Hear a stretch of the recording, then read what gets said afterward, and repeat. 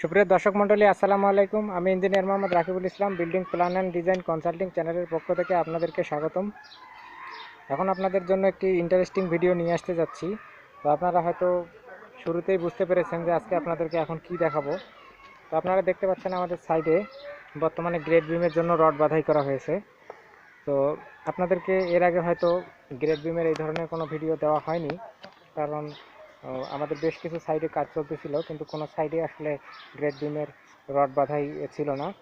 তো এই কারণে গ্রেড বিমের রড বাঁধাইটি আপনাদেরকে দেখানো সম্ভব হয়নি, কিন্তু আমরা বিমের কলামের রড বাঁধাই করা দেখিয়েছি, সঠিক নিয়ম আপনাদেরকে বুঝিয়েছি। তো আমাদের চ্যানেলে এই দরকারি ভিডিওগুলো যদি আপনাদের ভালো লাগে, তো অবশ্যই সেক্ষেত্রে আমাদের ভিডিওগুলোতে লাইক, কমেন্ট এবং শেয়ার করবেন, আর আমাদের চ্যানেলটি কিন্তু সাবস্ক্রাইব করতে ভুলবেন না।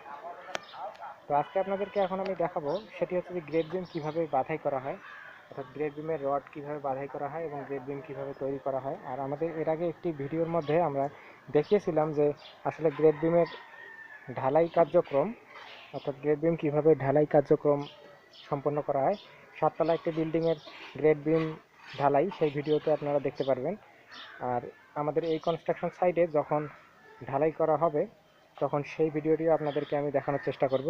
এর জন্য অবশ্যই আমাদের ভিডিওগুলো রেগুলার দেখতে থাকবেন, আর নোটিফিকেশন অন করা থাকলে যখন আমরা নতুন ভিডিও আপলোড করব, তখন সেটির কিন্তু সাথে সাথে আপনারা নোটিফিকেশন পেয়ে যাবেন।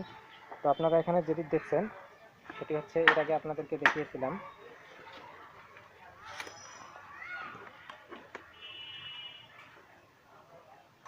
এটি হচ্ছে গ্রেড বিমের আপনাদের এই দুটি হচ্ছে এক্সট্রা টপ, আর এটা হচ্ছে টপ বার আপনাদের এখানে দেখানো আছে, আর এটি হচ্ছে বটম বার। তিনটা বটম রড ব্যবহার করা হয়েছে এখানে। ডিজাইন অনুযায়ী রডগুলো আসলে দেওয়া হয় এবং দেওয়া হয়েছে এখানে। তো আপনার বিল্ডিংটি যত তলা হবে সেটার উপর ভিত্তি করেই কিন্তু আসলে রডগুলোর ডায়া নির্ধারণ করা হবে। ডিজাইন, স্ট্রাকচারাল রড, সেগুলোর উপরে ভিত্তি করেই কিন্তু আসলে এগুলো নির্ধারণ করা হয়। আপনারা দেখতে পাচ্ছেন, আমরা সোজা দেখতে পাচ্ছি, এখানে কোনো রড যদি বাঁকা থাকে সেক্ষেত্রে কিন্তু আপনার বিমটি সোজা হবে না। আর অবশ্যই শাটারিং যখন কমপ্লিট হয়ে যাবে, তার পরবর্তীতেই কিন্তু আপনাদের কাজ হবে যে আসলে দুই পাশে ক্লিয়ার কভারিং চেক করা, যে কভারিংগুলো আসলে ঠিক আছে কিনা। যদি কভারিং ঠিক থাকে সেক্ষেত্রে আপনাকে শল দিয়ে বা ওয়াটার লেভেল বা স্পিড লেভেল দিয়ে সেক্ষেত্রে দেখতে হবে যে আপনার বিমের রডটির লেভেল ঠিক আছে কিনা। যদি লেভেল ঠিক থাকে, তার পরবর্তীতে আপনি নিশ্চিন্তায় সেটি ঢালাই কার্যক্রম করতে পারেন। তো সাধারণত যখন গ্রেড বিমের রড বাঁধাই করা হয়, তখন আপনারা দেখতে পাচ্ছেন এগুলো কিন্তু নিচের, অর্থাৎ নিচ থেকে একটু উপরে তুলে রাখা হয়, যাতে রড বাঁধাই সুবিধার্থে, অর্থাৎ খুব যাতে সুবিধাজনকভাবে স্টিরাপগুলো বাঁধাই করা যায়। তার পরবর্তীতে কিন্তু এটি,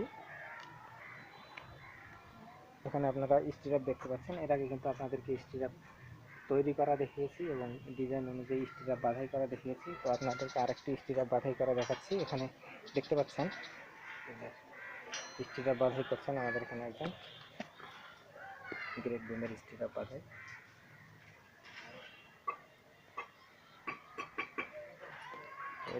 হাতের সাহায্যে বাঁধাই করছেন, কিন্তু আরেকটি যন্ত্র আছে সেটি দিয়ে সুন্দরভাবে স্টিরাপের রড বাঁধাই করা যায়। তা আপনারা দেখছেন, যখন এটি রড বাঁধাই করা সম্পন্ন হয়ে যাবে, তখন কিন্তু এটি নিচে নামানো হবে, অর্থাৎ ডিমটি নিচে নামিয়ে তারপরে কিন্তু এটি ঢালাই দেওয়া হবে।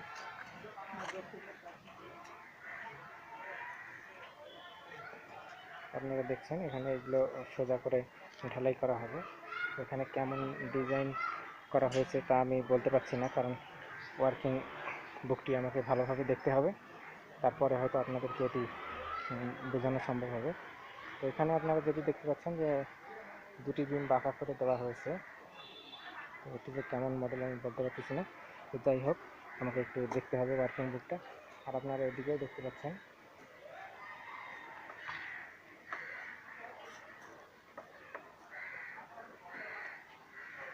এখানে গ্রেড বিমের সাথেই কিন্তু শাটারিং দেওয়া হয়েছে।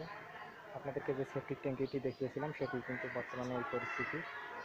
আর এটির বিস্তারিত ভিডিও দেখতে চাইলে অবশ্যই আগের ভিডিওটি দেখবেন। আর এখানে শাটারিংগুলো লেগে গেছে রডের সাথে, কিন্তু সেগুলো আবার সোজা করে দুপাশে ক্লিয়ার কভার ঠিক করে দেওয়া হবে। আর এখানে আপনারা যে ব্লকগুলো দেখতে পাচ্ছেন ওগুলো এখানে তৈরি করা হয়েছে।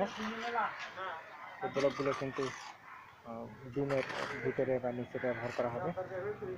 আর এখানে আপনারা শাটারিংয়ের জন্য যে সকল কাঠ দেখতে পাচ্ছেন এগুলো দিয়ে সম্পূর্ণ বিমটি শাটারিং করা হবে। তো আপনারা দেখতে পাচ্ছেন গ্রেড বিমের জন্য সম্পূর্ণ এরিয়াটি কিন্তু রড সাজানো হয়ে গেছে।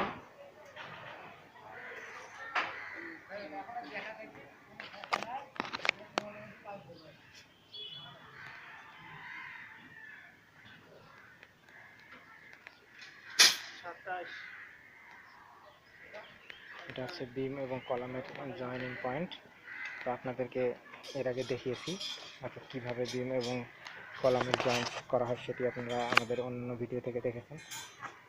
আরও নতুনভাবে আপনাদেরকে যেটি দেখানো হচ্ছে সেটি হচ্ছে যে এখানে আপনারা দেখতে পাচ্ছেন রডগুলোর মাথায় যে বেঞ্চ দেওয়া হয়েছে, এটা সূত্রের সাহায্যে ক্যালকুলেশন করে বেন্ডের পরিমাণ নির্ধারণ করা হয়। আপনারা খেয়াল করবেন হুকের পরিমাণ যাতে ঠিক থাকে, তাহলে আর্থকোয়েক রেজিস্ট্যান্ট বিল্ডিং তৈরি সম্ভব হয়।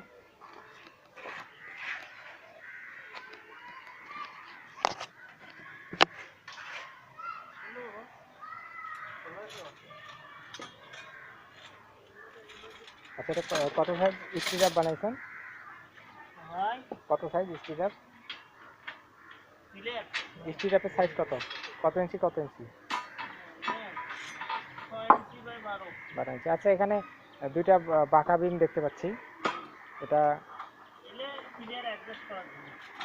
আচ্ছা আচ্ছা এই জন্য। আচ্ছা, এরকম বাঁকা বিম কয়টা আছে সর্বমোট?